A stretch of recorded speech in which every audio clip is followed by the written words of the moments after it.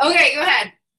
Okay, so I have been in the company for 4 years, and when I joined, it was literally like a week after my 22nd birthday. So I had freshly turned 22 years old, and I was a new mom. That wasn't part of the plan. I got pregnant when I was in college, and we were on government assistance, and literally like sometimes it's hard to tell my story because I feel like it just sounds like the typical story, and I feel like sometimes we all have such a similar story when it comes to being a young mom in this business that sometimes I feel like it sounds like it's made up, but we literally were that definition of struggling young parents on government assistance. And I had tried a network marketing company in the past, and it's not even relevant for me to say the name because I lasted like a month or two. It was not even serious, but because I had tried that and failed at it, I wasn't looking for It Works, and I just saw one person posting about it, and I just couldn't shake the idea of the wrap because I never saw that before. And a long story short, I joined her, and now I'm 26, and obviously life looks a lot different, but yeah, I was in college then, and I didn't have time to do this. I was a full-time college student. I was a full-time server, like 10-hour shifts, 3 to 4 days a week, and I was a mom and then wedding planning. So this was the last thing I needed to add to my plate, but it just, when you're a mom, I know there's probably a lot of moms on here. You're willing to do whatever it takes to give your child a better life. And that's where I was at. And so I jumped in, not wanting to fail, not wanting to be a joke. And I think that's why I am where I am today, because when it was hard, failing wasn't an option. It just wasn't. There were many times that I did fail. I mean, there were like many times that I failed, but I didn't fail in the sense of quitting, and I didn't fail in the sense of stopping. So it's been 4 years, and now I'm here. So how many bonuses have you earned, and what are some of your major accomplishments because of It Works? Yes. Accomplishments. Yeah. I would say the biggest accomplishments was going diamond in my first 3 months and earning the $10,000 bonus. And then 2 months later going double diamond and earning the $30,000 bonus, and getting Zach diamond the same month and getting him the $20,000 bonus. So 5 months in, we've made a lot of bonuses, like over 150,000, but I don't even know anymore. But I think what's most important is getting to 60,000 in my first 5 months, because we were still 22 years old, still in college. I graduated in May. So I promoted to those big those ranks to get the 60,000 in February. So I was still in college, still serving, still all of that. And we went double diamond in 5 months and got $60,000 in bonuses. And around that time, that month, we were making like $7,000 a month. And so we quit our jobs 5 months in. At the same time, I already had prepared myself to quit because, with making that kind of money, why am I serving? Like, it was so stupid. But we were buying this house and we needed income. And because we were only in It Works for 4 or 5 months, that didn't count as an income. And so the day after we moved in, I was going to quit my job. And then come to that day, Zach's like, I don't think I'm going to go back to work either.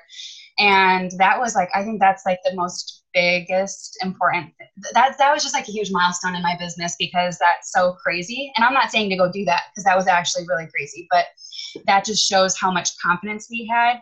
And we were so naive and like ignorant, still on fire, but we believed in it. We still had the momentum, and we were still just running, and we didn't want to slow down, and we didn't slow down for a while until I got pregnant with my second son a year and a half in. But I would say that the biggest milestone was quitting our jobs 5 months in after we went double, and then going from being paid as a diamond in the beginning of 2017 to going Prez 4 months later and giving ourselves that $17,000 raise. That's when I really got my act together, I would say, is when I kind of like made my comeback after having my son. I kind of lost myself, and I was in a position where I could have easily left the company because I had lost a lot of our organization. And it was a matter of if I was going to stop and go out in the real world and find a job and do something for our family, or just basically restart and rip off the Band-Aid. And that was in the beginning of 2017. And we went from being paid as diamond in January to going presidential in April and giving ourselves that $17,000 raise. And now we're here, high paid presidential diamonds, trying to go ambassador. Something that I said last night on a Zoom that I'm just going to continue to say like every chance I can get, just to pour this into everybody, guys. So when she went double diamond, she quit her job. Like double diamonds make $6,000 a month. Okay. Like that's just like crazy. I remember when I saw that and I was just like, that would make me a millionaire basically. Like that's how you feel when you look at double diamond. And I said this last night and I just really want to reiterate it, is that look at this chart. Like look at the income chart. You are able to, all of us are capable of achieving any rank on that chart. Like we all have the same tools. We all can with the right drive. Look at that chart and decide what, like I look at it as lives. Like, do you want the double diamond life? Then start following double diamonds. Start doing what double diamonds are doing. Start asking double diamonds what they're doing, because anybody can achieve it, guys. And when she went double diamond, she was able to quit her job, and her husband was able to quit his job. If you are a mom and you have a husband that that wants to be like a stay-at-home family, your goal as a woman is to get to double diamond. So what would you say are your strengths in this business? That's a good question. And then I'm going to ask you what your weaknesses are. So have it prepared. I would say like my strengths and weaknesses, it's like a double-edged sword. So like I would say that my strengths would be my heart. I would like to think that I'm sensitive and so I can relate to people. And I know what it's like, because I mean, up until very, very recently, I was, the definition of insecure with my body, which all you have to do is be insecure with your body and your weight, and that affects your whole life. So just call me insecure in life, even though it was mostly just my body. That affects everything. So I know what it's like to and that is even with making a lot of money. So freaking claw back to like 4 years ago and picture me then, that was just a mess. But so because I've been at rock bottom and I've been, embarrassed and struggling and just every type of feeling, I feel like that's what helps me relate to people and makes I don't know, I'm just freaking sensitive. So I can relate to people. And I think that's a strength because I can usually understand pretty well. And I would say a weakness is the same thing, because I get connected with people. And sometimes I think I would say my biggest weakness is because I'm so emotional. I've always been the type of person that when my feelings are hurt, I usually tend to go and do the same thing. And so I would say I get sometimes too attached to people in the business, and I love hard. And so then sometimes I accidentally hurt hard, but I think it's still a good strength to have, even though I know there's sensitive people. If you're sensitive, you should totally drop it in the chat, because we're all probably yellow on here. But it's good and bad. I just take it with a grain of salt. Okay, cool. So you guys, she just said yellow. If you're brand new on this, if you're just a brand new distributor, I highly recommend taking the color personality test. Like our field development, like you're going to hear Mike always talk about like the color personalities, and it definitely helps people in this business kind of even to get to know your new teammates. So let's start getting to like the questions that you guys asked. All right. So as a leader, we have a lot of new distributors that are even bringing people in maybe with the $20 codes, or I know that on my team, like we did like a $20 code raffle. So brand new distributors have welcomed people into their organization before they even sign loyal customers. So for getting new distributors started in the most simple way, what are some of the things, like tips that you have to get new distributors started and not overcomplicate this business? Yeah, so that's something that I feel like as you're in this business longer and longer, you just change. You change because I feel like it depends on the season. And I feel like it's so crazy to think of how it is now and 4 years ago. 4 years ago, I think even probably when you started the show, we were sending like long emails with like step 1, step 2, step 3, like all the way up to step 15, like long emails. And that worked for me getting that email, but we realized fast that that wasn't working for people and it was really overwhelming. So there's a lot of different things you can do, but what I found to work best for me is treating everybody individually. I think so many times, especially with the $20 codes, we're mass enrolling.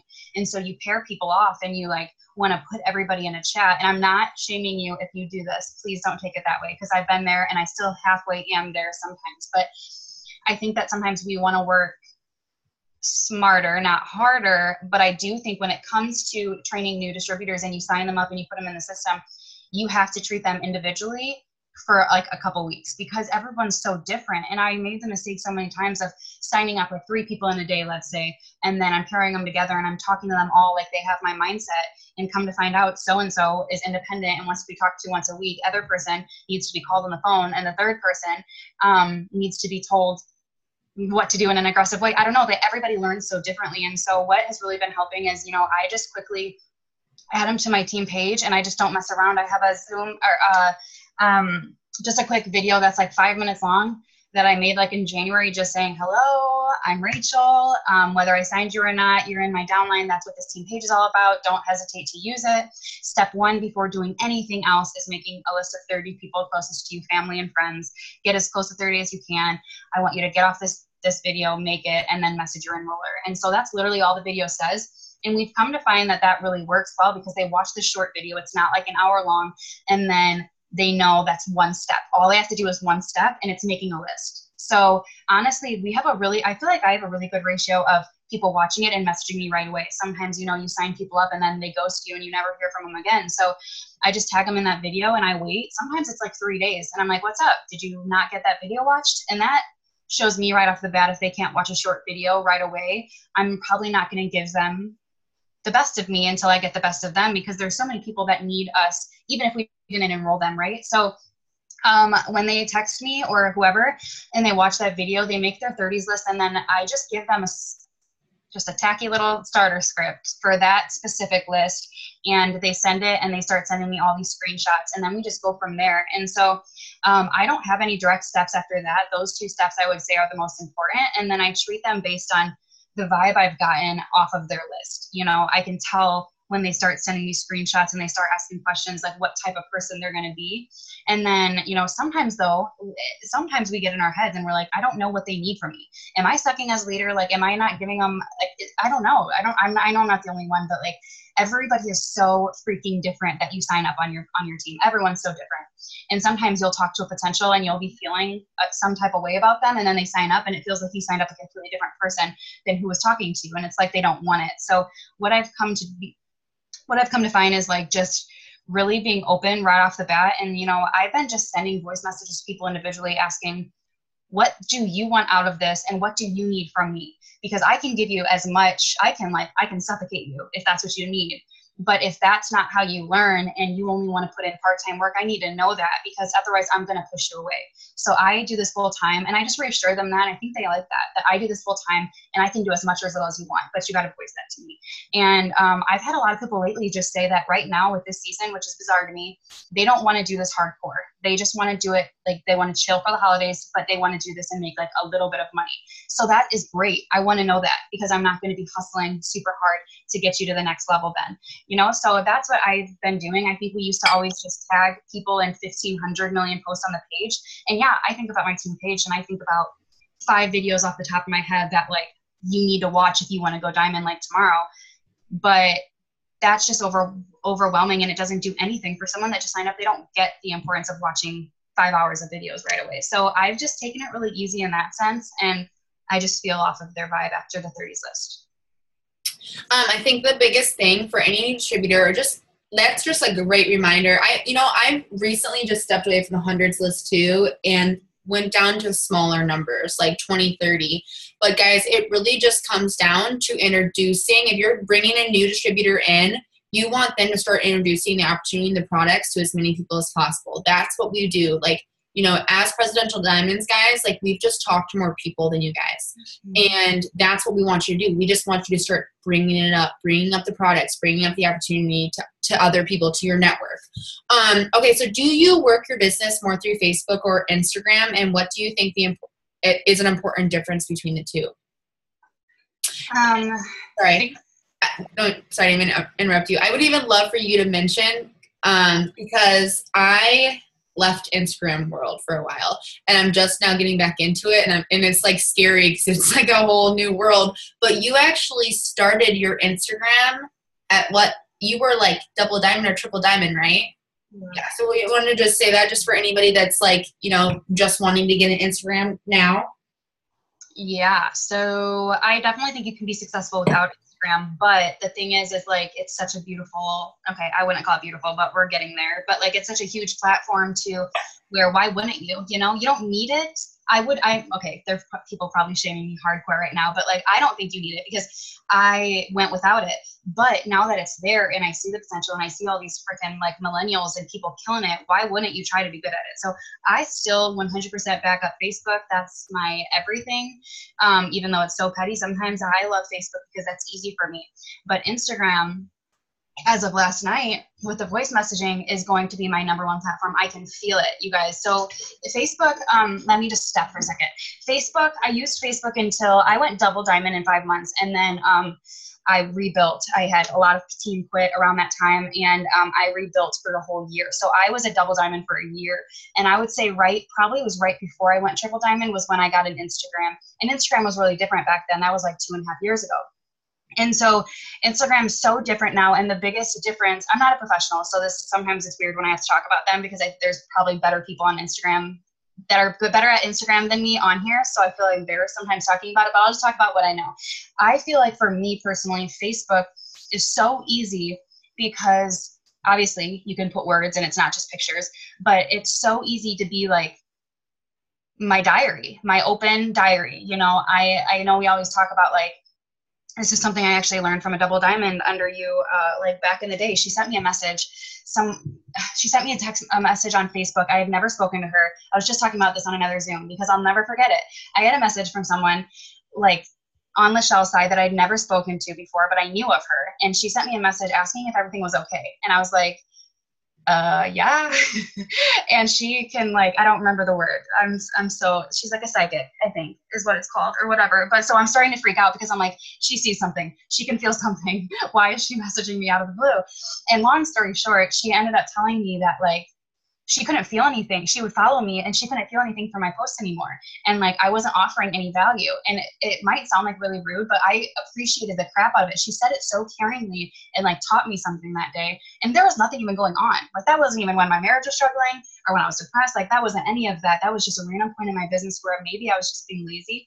But I remember her telling me that, you know, it was almost like a shame that my posts weren't giving value anymore because I had so much to offer as a mother and as a Christ follower and a good wife. Like I wasn't really offering anything. And so when you don't have anything to offer to your Facebook and you don't have any value to it, then why the heck do people want to follow you? They don't. They unfollow you because we don't just follow people to follow. If there's someone boring on my newsfeed, I unfollow them because I want to follow someone else. Like I want more people to come in that I'm more interested in. And so anyways, Facebook to me, and especially since she told me that, I was like, that's so true. When someone goes to my social, I want them to know right off the bat that I am an It Works lifer for sure, that I love God, I love my husband, and I'm a damn good mom-ish. I'm a funny. I probably know that I'm a funny mom before they know I'm a good mom because my life's a joke. But I want people to know that. And so I think that you should think about that too. And I think that when I had her message me that, and it was a little embarrassing, it made me think, like, why am I not doing more videos of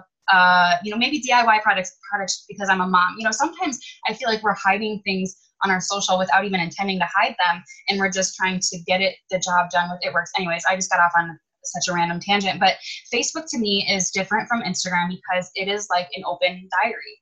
You know, when in your diary, I don't know what you guys write about, but the few times I've tried to journal, I'm usually like laughing. I'm usually just writing about my day and things that happen. And so I use Facebook for that because people don't want to just see, It Works. And so I love Facebook because of the statuses, because of the opportunity. I feel like it's just so much easier than Instagram. But Instagram, I feel like, is where you find the quality people. And, Facebook's also really good for host to post. And you might have questions about host to post, so I won't talk about that yet. But Facebook and host to post is where it's at. But Instagram, I feel like for me, is more so the solid, good people that will take me past ambassador. It's just a matter of getting Instagram figured out. And so I haven't pulled message for distributors on Facebook in like 2 years because I just feel like it's not acceptable anymore. But on Instagram, don't shame me for saying this if you don't do this, but I just cold message for distributors. That's all I use Instagram for in between posting and obviously my story and whatnot. And what I love about that voice messaging thing, if you guys haven't heard that, you can voice message now on Instagram, this is what happened last night. So when I found out that we could voice message, I was like, I'm going to use this to my advantage because I'm so freaking horrible at Instagram. I really don't sign very many people from it, but I want to. And so what I did is I have my Instagram followers, my following printed off. There's like right now, if you were to go to my Instagram, I'm following like 800 people, and I know they're following me back because I used an app, blah, blah, blah, blah. But I printed them off. I just pulled up Instagram on my desktop and I printed them off just like I would with my friends list, which is on the other side. And so I was like, I'm going to do something with this, and it's going to be productive. Some of these people have followed me since I got my Instagram. And so I started pulling up every single name, and I only got through like a half a page. I pulled up every name and I started seeing like old cold messages that I sent whenever. And so I don't know, I just grew a pair and I started voice messaging, and it was so much cooler than Facebook, except for the fact that you can't forward it on Instagram yet, unless I didn't figure that out. And so I was literally sending a voice message so like peppy and ridiculous to every single person that I cold messaged, and they ignored me. And this is something I wouldn't even do normally, but I was just like, okay, girl, if you were just to look up, you can see that I messaged you in March and you ignored me. But there's a reason why we're still following each other. And this new method is so cool. I don't even know if it's working right now, but if so, you'll hear my voice. And I just was kind of just like joking around because I was so like on a high from that new feature that I had so much faith in. I really think it's going to change the game for us. And I just was like, I don't know if your life changed. I know life changes drastically every 6 months, but I'm still here. I'm not going anywhere. I've been with this company for 4 years. You've seen me make a lot of money, and I can help you get started for $20. I'm just throwing it out there because we're still friends for a reason, and I think we get along really well. And I just said like all of that in a minute. That's all you have is a minute. And I kid you not, I did that like 4 times right off the bat, and every single person responded. Oh my gosh, you're so freaking cute. One of them just responded tonight, and I scrolled up and I cold message. She never even responded, but I was just on a high and she was on my list, and I messaged her and she's like, you're so freaking adorable. Here's the thing. Life did change drastically since you messaged me, blah, blah, blah, blah, blah, blah. And we're still chatting. So that's what's exciting me about Instagram lately as in 24 hours, is that you have that feature now, and we use it on all the time on Facebook. Why wouldn't we use it on Instagram? For me, Instagram's harder to get people to see I'm a real person and I'm not just a spammy, normal, typical network marketer. So the fact that they get to hear my voice now, and the fact that I'm throwing in there, like, we're obviously still following each other. Obviously you still see me making money. You might have never shown interest, but that sparked something. And so I was doing that. And then I was also going back and forth between saying like, depending on how many times I messaged them, I was like, okay, girl, like the people that maybe said no or something, I was like, okay, I don't know if you saw my Target giveaway, but I'm doing that drawing tonight, so you could totally be entered into that. I'm just going to give you a post to throw up on your wall, and then I get them over to Facebook. So there's a lot of things you can do, but I'm just like obsessed with Instagram. I want to work it all day long because the voice messaging, that small amount of people yesterday worked so freaking well for me. It's just crazy how many people, you guys have to remember that like people are always watching you. And I remember getting so freaking annoyed with that saying of people are watching you, because our minds are wired to where like, if I get 5 likes on a picture, it's hard to feel like I'm still doing really good. Like only 5 people are watching me, you know? So it's really true that people are always watching you. They always see your stuff. You just, sometimes they just don't care enough. Like I give this example too. I think about how for example, last month, I was going to get layers in my hair. I do have layers. You can't even tell. But I talked to my hair girl. She was going to do layers in my hair. She's like, you need to call and make an appointment. And I really wanted layers. Like I was going to give myself a complete transformation, bangs, layers, like new me.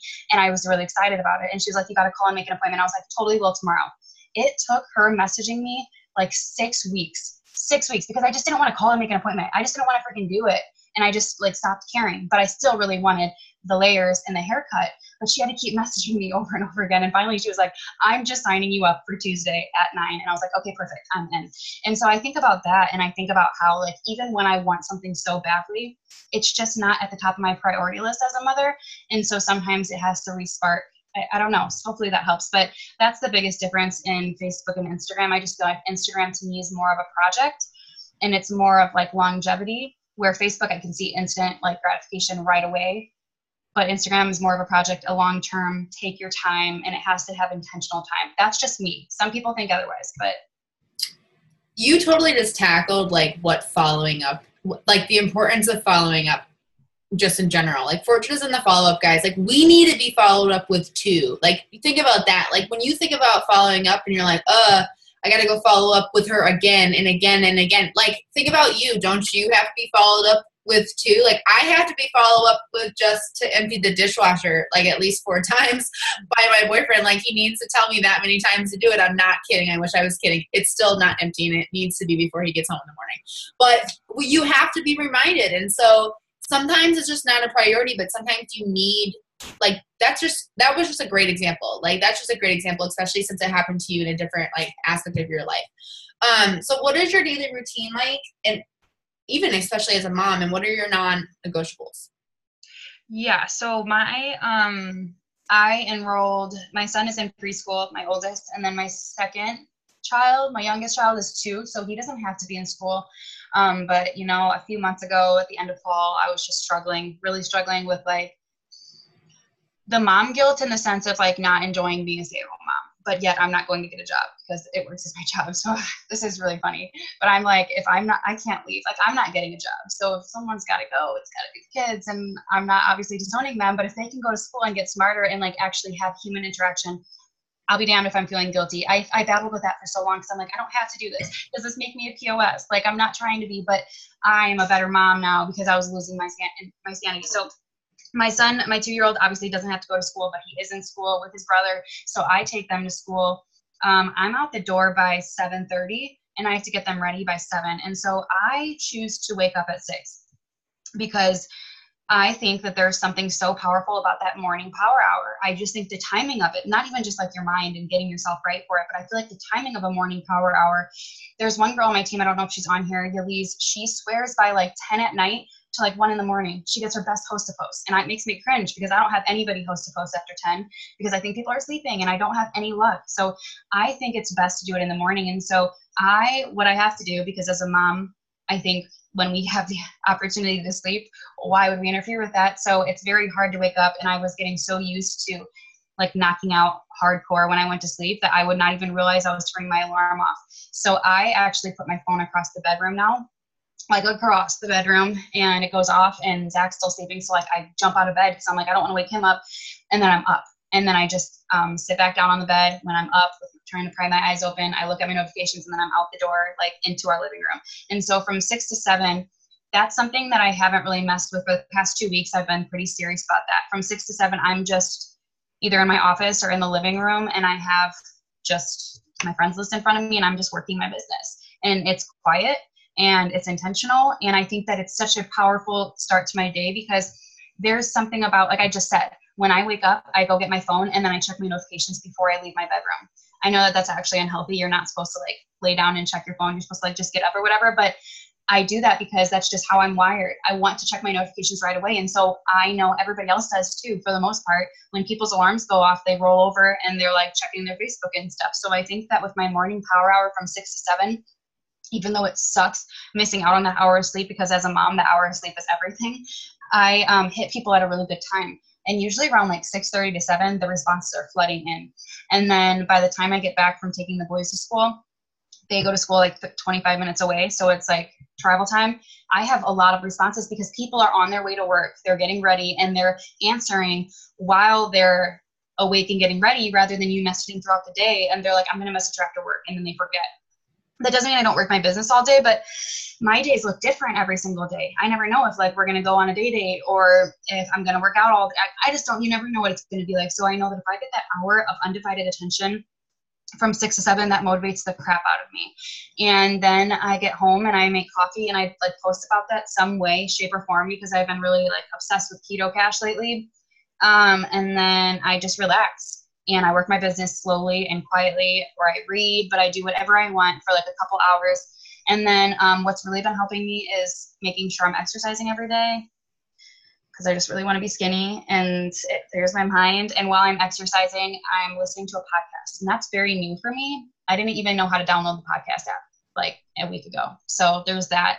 I've been listening to podcasts and it's been really changing the game for my mind. Because when you're on a treadmill or you're working out, you're usually not texting during it. So your mind is clear. You have no distractions and you're listening rather than like doing the dishes, or not even doing the dishes, but like playing with your kids and having something on in the background. That's great, but I'm also probably not picking up on half the stuff that they're saying. And so that's been helping. And then a non-negotiable for me is when I get home, Zach gets home from picking up the boys, I would say from 5 to 7. That's like solid time for me. It's rare that I post in the middle of that because I have to be with them during those times. And even if we just separate the kids, like Zach takes Eli somewhere and I take Carter to get like one-on-one time, that is what I don't feel guilty about anymore, is having that time. You know, I used to, when I didn't have them in school, I felt like I was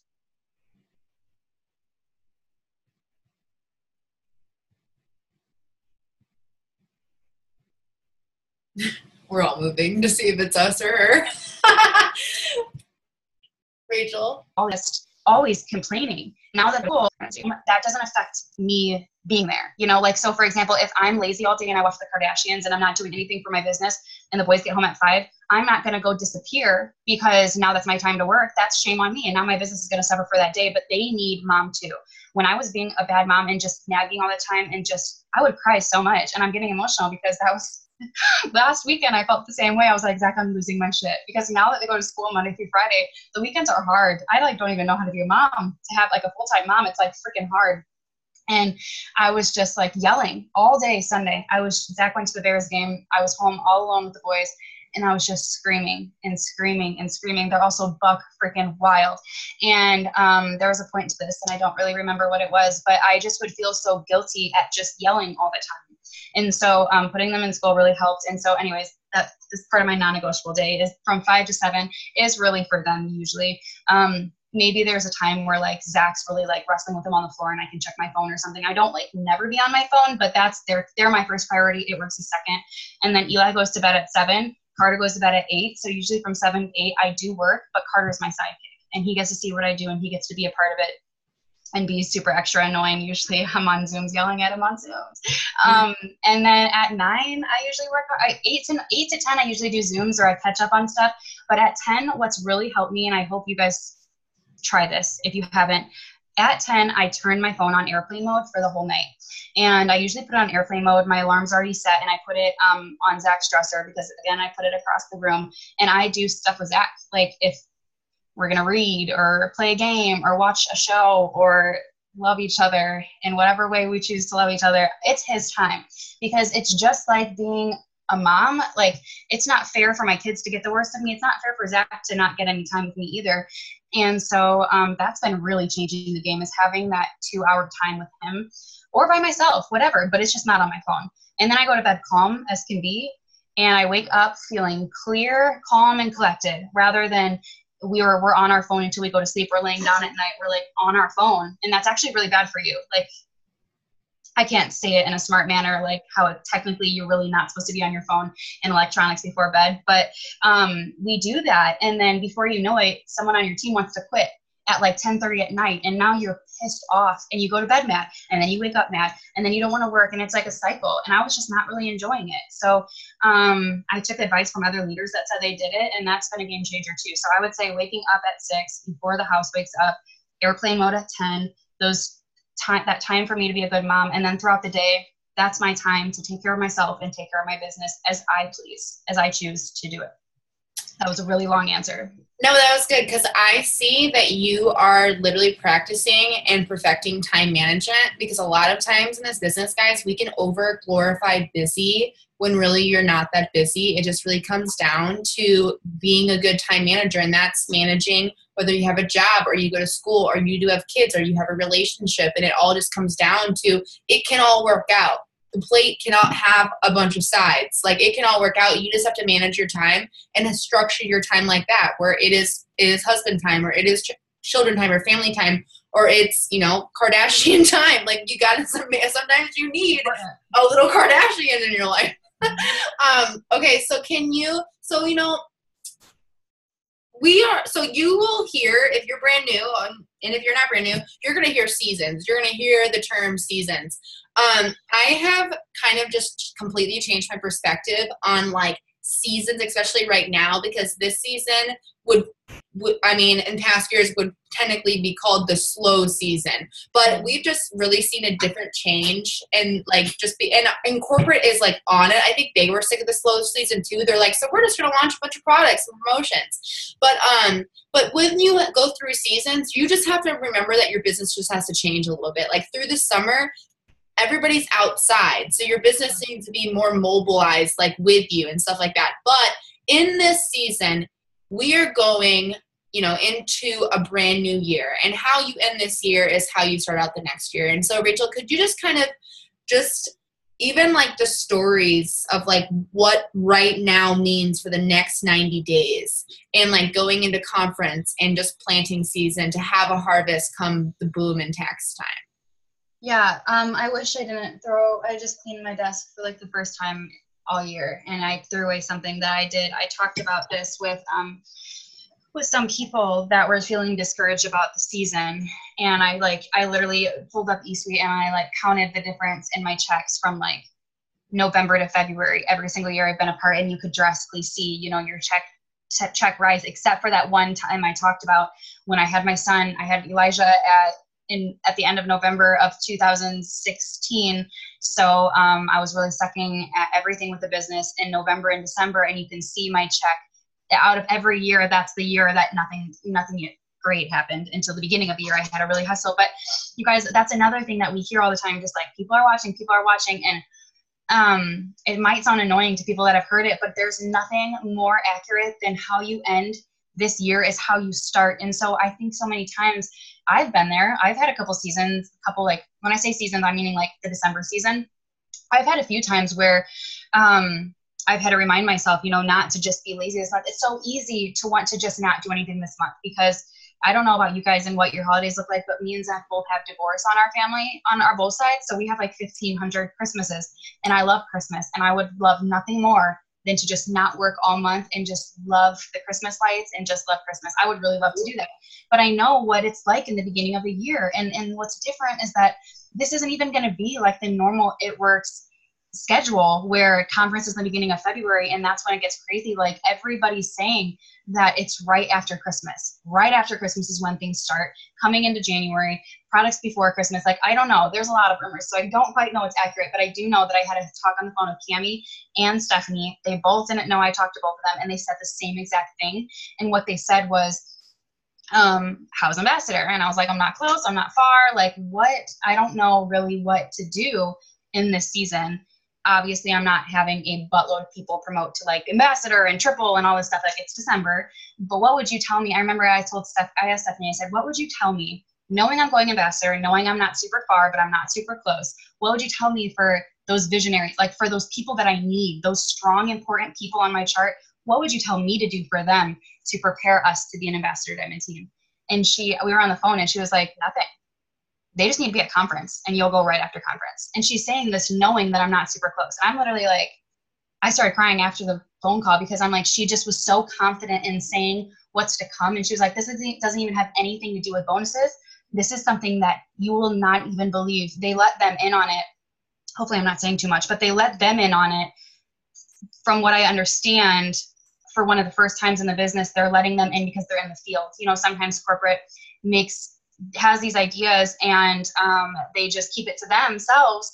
And sometimes you need to confide in people in the field to see how it really will look like in the field. And so from what I understand, they've confided in Steph and Joel, and it's supposed to be so incredible. Something majorly is changing to where promotions are going to be a lot easier.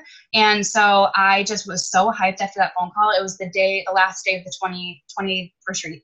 And the week before, Cammie called and said, there's really nothing that you can do. Just keep on hustling. And at conference, everything will change, and you're going to go Ambassador fast. And I'm just like, why does everyone keep telling you this? It has to be true then. So we have to hustle. So I've just been loving on my team and just encouraging them and just reminding you guys that if this is slow for you, it's not really slow for me this month, but if this is slow for you because of the holidays, the biggest mistake you can do is let up on the brakes. Please don't. Okay, you just have to know what you have to do is you have to retrain your mind to know that wins don't come from enrollments. We are so caught up in feeling and comparing ourselves to so-and-so who signed 59 customers in a week, and we think that if I haven't signed a customer, all month, or I don't have mass enrollments, that I'm not winning. And you can have other wins that are even better than enrollments. And so that's what I've been trying to reiterate is like, just go for the win every night before you go to bed. Maybe your win tonight is calling someone that's really struggling on your team and giving them an hour of your time and talking them off the ledge without even realizing you just talked them off the ledge.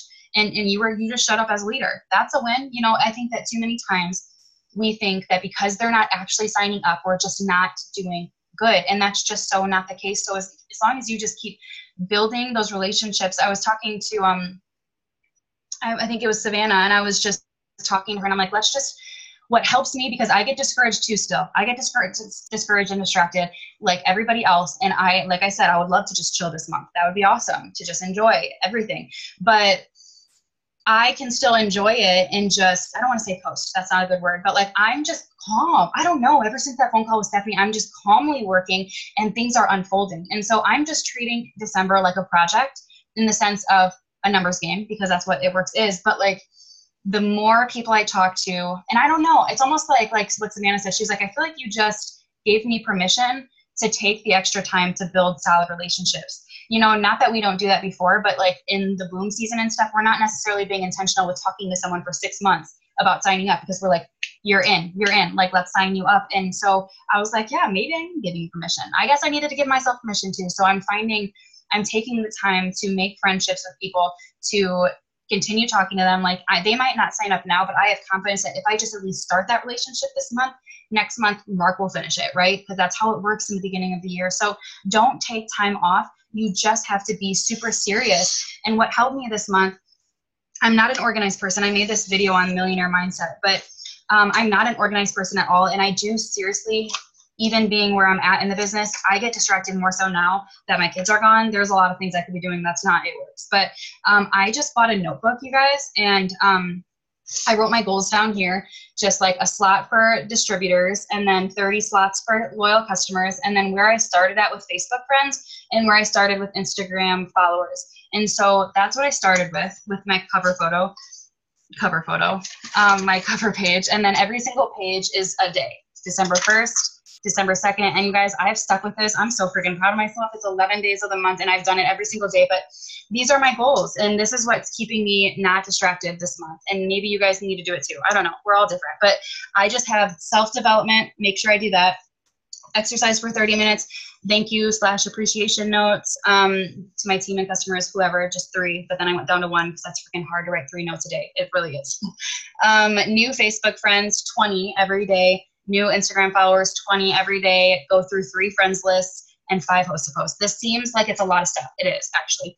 But what really helped me is I made a slot, because I don't ever keep track of my follow-ups. Like I don't have a journal anymore where I wrote down everybody I talked to. And I come to find out when I did this on December 1st, like this is December 1st and I hustled so hard, but I don't have anyone written down, because for some reason those 4 host posts I got up and those messages that I sent just weren't good enough. For some reason that day it just wasn't good enough. So I had no one written down. And then the next day I hustled just as hard, but it's not all filled out, you know? And so this is what's helped me is like, I'm really working my ASS off, and I am coming to find out again, it's just reassurance that, see, damn, it looks like I'm really not working this month, but I swear I am. Oh, there we go. That was a good day. And so this is really awesome because it's motivating me and it does something, because you have to remember that like how our brains work and how we're wired. You see open boxes and you want to fill them out. Or if you get bored throughout the day and you're like, I don't really know what to do because I'm in my head, you have to fill this out. And seeing that list and seeing like, I've only had 1 new potential loyal customer today, that's not okay. So maybe that means, like Brittany Hayes said last night, putting in that extra 3% when no one else is willing to, you know? And so that's really helping me this month and making sure this month is amazing so that next month starts. Because if you really did get, I learned this from Sonia, like if you get 10 new people that you're talking to every day, I mean, you can do the math, but like when you think about it like that, it's like, holy crap. That is enough to get us through the next couple months. I don't know. So I'm just rambling, but that's what's helping me with this month. And just don't slow down. You can't slow down. And so Stephanie just was like telling me how much she loves December. She was like, I love December. She wasn't telling me to like stop working, but she was like, just relax. Do what you have to do, but don't get mad if you're not a mass enroller. Just do what you have to do. And then the day after Christmas, things are going to get crazy. And so that's what I've just been doing. And I've just, ever since we had that call, I just feel calm And I feel like everything, because I'm calm and I'm not freaking out and I'm doing what I'm supposed to do, it looks like I'm doing less work if you look at the new potentials I have, but I'm signing better people and I'm in better conversations. And it's just weird. It's weird. But yeah, that's all. You might be muted. I'm muted. So talking about wins, guys, I think that that's perfect. Like every day in December, go for a win. And it's so crazy that you said that, because today I felt like I was winning so much, because after I posted the recent post I posted before this, which was like, hey gentlemen, if you want to know what to get your significant or your girlfriend or wife for Christmas, just tell her that you got her something that she's going to love, and then let her guess, and then she'll tell you everything that she wants, whatever. It was funny. And then I had nothing to do, so I just started adding people, and I've been adding people through ads, because Facebook reads your mind and then puts the ads on your newsfeed. So I've been adding people that like those ads, because clearly they're thinking the same thing, and Facebook is putting it on their newsfeed too. And it was so crazy, because I was like, these people, like I was getting accepted right away, and I'm like, ooh, cool, I'm just going to keep going. And it was like a win. Things like that, because why I think that's a big win is building your network right now in December is such a good big win, because you want as many people looking at you as possible just for the hints that they've already given us, because we're going to have an announcement on December 17th and on December 28th and a new product. Guys, we're halfway through December. So it's like you want as many people staring at you as possible right now. And that's just even more exciting. Thank you for sharing what Stephanie even said to you. That makes my wheels turn in my head. I know that we are getting close. And so let me ask you some of these questions. Okay, so what are some boundaries teammates typically encounter when trying to initially develop a strong downline? Like, what are some of the challenges that are just there? Like, just there, and being okay with them? If I'm understanding this question right, what instantly comes to my head, which I totally could be like understanding this different, but I would say maybe lack of, maybe I'll say like what not to do. I don't really know, but what I've been trying to help, like obviously, like because ambassador is such a huge goal, like you need a lot of people to go ambassador. I'm trying to help emerging leaders, because I feel like as long as we just, rise up our leaders, they, everything will just work out how it's supposed to be. And I think that so many times, like, it's just very rare that you sign up. Not that you sign up and take off. That's not as rare, but like you sign up and take off and you're automatically thrown into leadership position, whether you want to or not. And you either drop, like, I don't know, it's just rare that you are good at it. It's rare that you're good at it. I remember crying so many times to Tiffany before I even met her, because I just wanted someone to fight for me. And I was just like, I just can't, like, it's too freaking hard. I was like, I went Emerald my second month, but before I even officially went Emerald, I was just like, I was dealing with drama. Like, we were starting to get big in our area, and we started dealing with, like, for the first time, like, not stealing potentials, but people weren't asking on our team. And I hurt someone's feelings because I signed her potential and she took my potential. And I remember just being like, I remember being so emotional and like emotionally drained, because as a leader, especially in the beginning, you like fall in love with your team and you get so close with them because you start with 1, 2, 3, and you don't have any other time but to just love on them. And so I was so close with every single one of them because they were all I had. And then something happens and it's like, it's almost like it's automatically inappropriate because of how much you flashed on, if that makes sense. And so what I've been trying to like reiterate and train and help my team with is just like knowing what's appropriate and what's not. I don't know. It's just very freaking hard as a leader to have those boundaries and to love your team appropriately, but also know where the line is drawn, that they don't cross that. Because especially when you raise diamonds, like let's say emerald to diamond, when you have one of those pop on your team, you have no choice but to like be obsessed with them and to get close to them, because you're hustling right alongside with them. I think about every single person that's gone, like every single one of my personally enrolled diamonds, they were like my number one ride or die best friend at some point. I'm not saying that they're not now, but like at some point they were, because they were kind of like forced to be, because it's a huge promotion and you're hustling every single day. And that's great. But I was noticing that like it also hurts, because you have to end up pulling back on the reins, and then starting for yourself into the next person. And then their feelings are hurt because they thought they were number one. So I think it's such a process, and it's just like, you can so easily spread yourself too thin and put too much of your heart. And this kind of goes back to like my strength and weaknesses, right? I try to learn from my mistakes, and and help them. It's like so hard when you just want to love on your team. But I think it's just knowing, and this has been reassured lately, like just around people's Facebooks, like your circle and knowing who's clapping for you and who's not. If someone, like if you get a feeling from someone on your team when their name shows up on your text screen and you're like, I don't want to open it right away. Or like, you know, that feeling where you're just like, you have like, don't entertain it. You know, I've had to have so many uncomfortable conversations this year.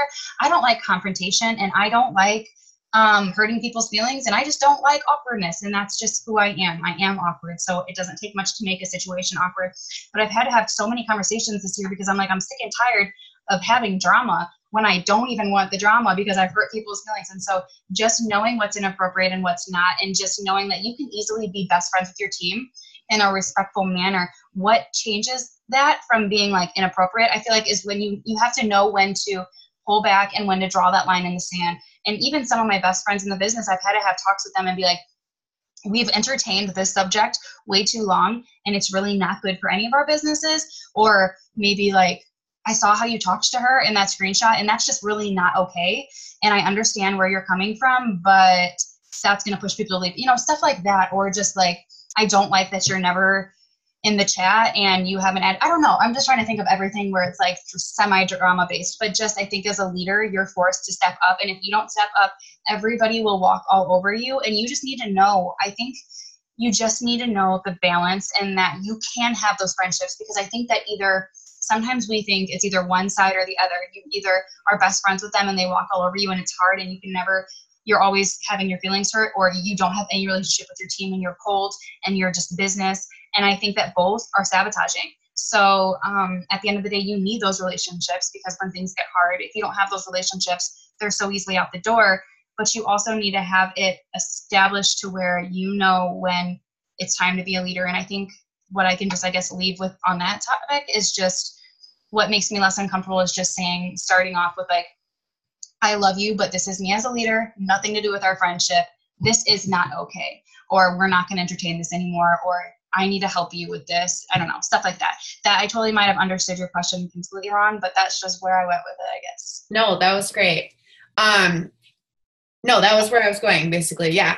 The only other thing that kind of I was talking about boundaries as well is like just knowing, guys, like you will get objections in this business. Like you can't please everyone either. Like you just can't please everyone, but you are able to disarm any objection. Know that in the beginning. You will get no's and everything is not perfect. Like and that's okay. Like don't let the no's or the imperfections or the objections in the beginning get to you, because we are objected to. Guys, we've been objected to for so long by thousands and thousands of people, but just it's like disarming is like kind of practice. And that even goes along with your team. Okay, so 2 more questions and then we will end it. So if Rachel Jones today could tell anything, kind of just like give it to Rachel Jones that joined, what would she tell her? This is just such a repetitive answer, because I would tell myself not to be such a freaking baby. But I think, okay, if I'm not going to give the obvious answer of like not taking everything so personally, I would say having more faith in myself to see that I was worthy, so much more worthy than just making, I think we sign up and I think it's really rare. And if you say opposite, I feel like you're probably BSing yourself. But if you really think about it, I think it's really rare to sign up and to see yourself. Like there's a difference between seeing yourself making $5,000 a month and wanting that, right? And I think it's rare for people to see themselves making that, because we don't see, maybe I'm wrong actually, because nowadays we do have a lot of people like us on people's timelines where they're actually doing well. But back then there was nobody around. Like I didn't even know who Jade was. So I didn't even know that there was actually proof of people doing good.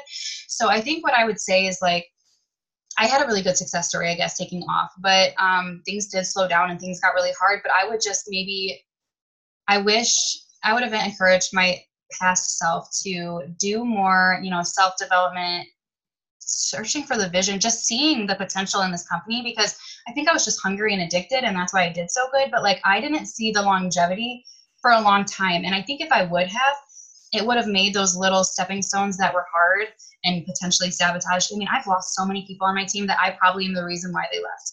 I'm not going to be like naive and thinking, but this is a learning process and it's freaking hard. And I learn and see mistakes that I've made so many times and it makes me cringe. But I wish I would have just maybe seen the worth in myself that would have led to the longevity in the business, and maybe that would have made the path a little different. My journey, I guess I should say, if that makes sense. Just encouraging myself to see the bigger picture. I think that's great advice, because I don't know, you don't really, until you find success, you don't have the mindset of, I work with no end in mind. Like a lot of times we'll be like, we'll give it 90 days and see how it goes, or I'll give it a year and see how it goes. And if you really want to find true success in this business, like you might hear this all the time, but if it took you 8 years to go ambassador, you'll be making $36,000 a month. Like, it's worth it. Like if you could join and be like, okay, I'm going to give this 8 years. I mean, think about like your job is not going to give you that in 8 years. So it's like a longevity commitment like that. When you really look at it like that, it's like a different perspective. And then last question is what is a tip that you would just give us right now? Like if you could just give us the number one tip in your business right now, what would it be? That's really great that's the last question, because I was just going to like add something in and this will just be perfect for it. So like I said, I'm new to the podcast thing. Like I'm not into listening to stuff. I really hate listening to stuff, but I'm trying to be better. So like the podcast life is new to me. So I don't know many of them, but I did listen to a couple of Rachel Hollis's. I thought it was a no-brainer. But then Denise Walsh I stumbled across, and I don't know if she's had one new since the one I listened to 2 days ago, but the one I listened to I think was like at the end of November. She interviewed someone, and the beginning was really slow because he was talking about all of his successors and he was very happy about his success, and I was like, okay, we get it, you make a lot of money. But anyways, he got into really good stuff, and he was talking about like just network marketing and just how like, let's see, I'm just going to not even make it good because I suck at it. Sounds so good in my head and I don't even know how to put it into writing. But long story short, basically in a nutshell, he was just talking about like how so many of us want to be the best, and we think about it like, so think about yourself right now. Right now, my goal is, all I can see in my head is ambassador and $40,000. Those are the two things. For some reason, it's 40,000. I'm not saying that's what I'm going to make my first ambassador check, but like that's like my next, I don't know why I jumped from 20 to 40, but I just 40,000 an ambassador. And we think about that. So think about in your head right now what you really like, that's you made it. You made it if you did X, Y, Z. And then think about what you're doing. And he was talking on this podcast, and he was like basically saying that so many of us want these huge things, and that is what like entrepreneurs do, but you don't do like what it takes to get there. So like, for example, you have to do more than this business. I don't know why. I'm like literally like running on the treadmill and I'm thinking about it and I'm like, what the hell? Like, no shit, I'm not freaking ambassador, because I'm not even doing anything except for like, I was doing like 30 minutes of self-development. Maybe I'll read multipliers and do this for 30 minutes, and then I'll post, and then I'll make those new relationships, and I'll talk to my team. That's not enough to get me $40,000 a month. That's not enough. And even if we go past $40,000 a month, the fact that I don't ever want to quit this business, and I want to be like, I want to have my children's savings accounts. Like I want it for the long haul, Ray. I want to retire with this company. I want everything with this company. What I'm doing now is not getting me the longevity. How can I expect to have stories like those on the podcast and stuff like that when we're just not willing to, we want to be entrepreneurs and be like famous or whatever, like in the entrepreneur, I'm sorry, I refuse to say it like everybody else says, entrepreneur, whatever. I cannot take that seriously when people say it that way. So I'm going to keep on saying it like entrepreneur. If it's wrong, it's wrong, but I can't say it like entrepreneur. So if we all like want to be entrepreneurs and take it seriously with like as a career, but you need to think deeper into what you're doing, because and this is so funny because I heard this on the podcast, but then Stephanie also reiterated it before I listened to the podcast, talking about like, yeah, I'm number one, which technically like that's the best if you're number one, right? And she was like, but I'm not even like close to where I want to be. And I'm number one because I'm not just doing It Works. Like I want to be better in all aspects of life. That's why I'm friends with John Maxwell. That's why you see me in this podcast, in this, and doing this leadership organization and this summit. And you think about it, and she was saying all these things, and I'm like, when was the last time I went to like, I mean, I've never gone to Tony Robbins. Like, I've never done anything outside of It Works because I'm just coasting through the success. I'm not blaming my success on anyone else but myself. Like I obviously got it with my team, but like, if you think about it, it's like, why aren't we doing more to make our lives better and bigger with this company? I don't know. I don't even know. That wasn't a good ending point, but I guess I'll just leave you with homework in the sense of go watch that podcast, because you'll understand that I said it completely wrong, but it was really, really good. It was like an hour long. It's her most recent podcast. And it was so freaking good. And it challenged me to want to do more, because you can't expect more out of this business and say you're discouraged and say all these things. None of you actually can. I was going to say, like, you can't say it if you're not doing that, but like, I'm not even doing that. So none of us can really complain about where we're at, because we're not doing all of those things to make us even like better all around as an entrepreneur. So I'll just end with that. I think that's really all I got. That's awesome. So that's actually super crazy, because I just want to give you a quote that we can end it on, because that was this was literally a quote that I wrote down like probably an hour and a half ago. That is exactly what you're saying. But, and all of you, like, this is, really think about this, okay? God cannot bless the actions that you don't take. Don't be mad about the results you didn't get because of the actions you did not do. And I was like, oh, just exactly. Like, exactly. So thank you so much for being on tonight. I have a page of notes I appreciate, and I will upload this to YouTube and share it to all the pages. Thank you again for being on. You're welcome. Bye, guys.